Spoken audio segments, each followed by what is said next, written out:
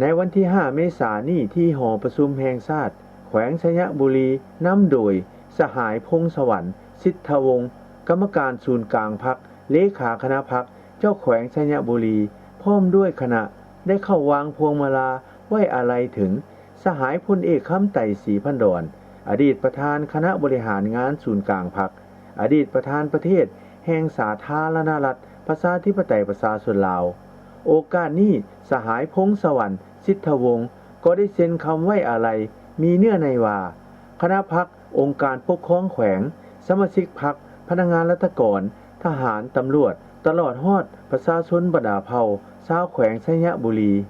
สุดที่โศกเศร้าเสียดายและอาลัยอาวรณ์ต่อการจากไปอย่างบ่มีวันคืนกลับมา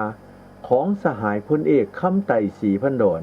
ผู้นำที่แสนเคารพรักของประชาชนลาวบรรดาเผ่าผู้นำปฏิวัติที่องอาจกล้าหาญเด็ดเดี่ยวเหนียวแน่นอุทิศเหือแหงและสติปัญญา